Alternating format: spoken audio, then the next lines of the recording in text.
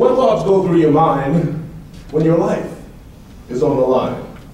See, the nature of your thoughts can determine whether you survive or succumb to the circumstances. Can anyone tell me the difference between an optimist and a pessimist?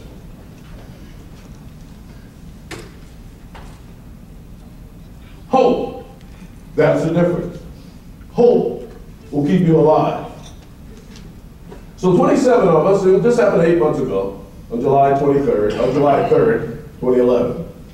27 of us drove from here to San Felipe, Mexico on a fishing vacation that none of us will ever forget. If you were a fly on the wall in my cabin, 3s are here, 4s are there, 5s are here, and 6s are up there.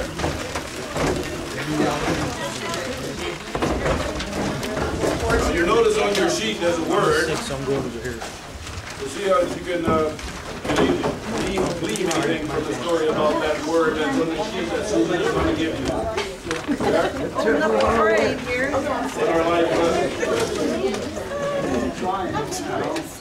Hi, I'm Peter Garcia, president of Diablo Valley College, and I've had the great experience today of having Chief Charles Gibson give his survival story to over 200 of our greatest staff and faculty members on campus.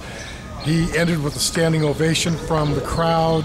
He moved us, he had us laughing, he had us at tears, he had us wondering what's next, and he had us remembering that it's all about us doing everything we can at every moment to do our best. Chief, thank you very much. Stood straight up and went straight down. The ship had abandoned us. So as I was treading water, one of my amigos named Alejandro floated by and he had a life vest on. And I grabbed the back of his life vest, said, Alejandro, man, you gotta stick together, man. You don't really have a choice.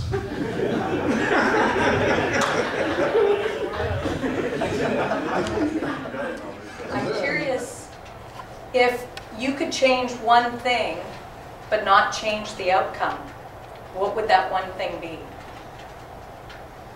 I would have taken more responsibility for my own safety. We started to fly faster.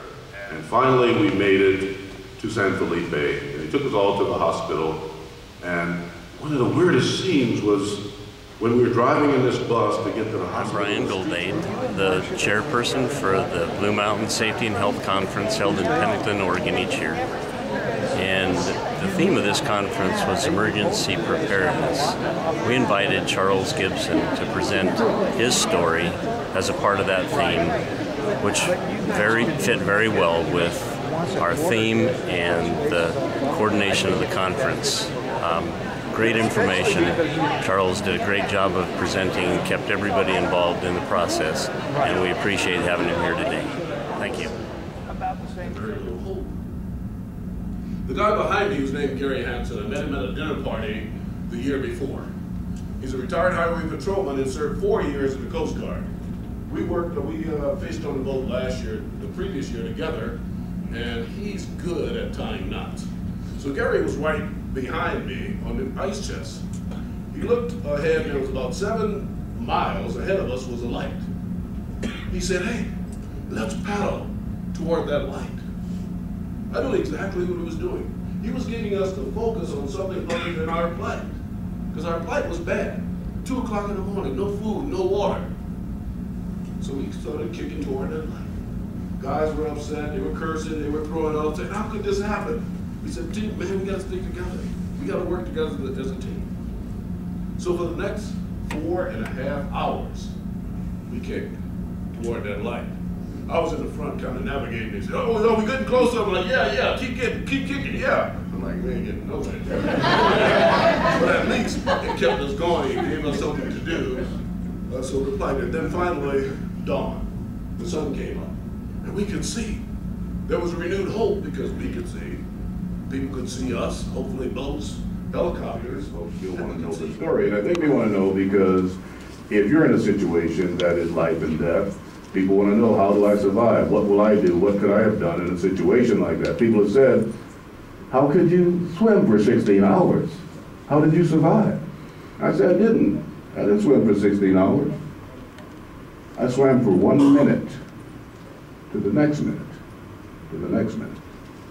I had no idea. I was hoping to be rescued by someone or someone. So all I had to do was make it to the next minute to survive.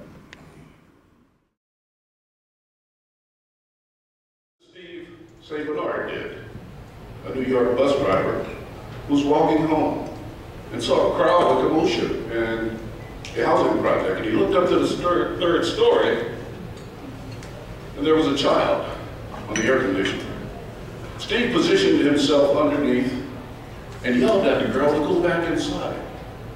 When she fell, he said, "Lord, please let me catch her." And he did, saving her life.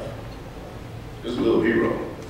2011, all of us. 8 months ago, 27 fishermen from the Bay Area went to San Felipe, Mexico, for a fishing adventure none of us will ever forget.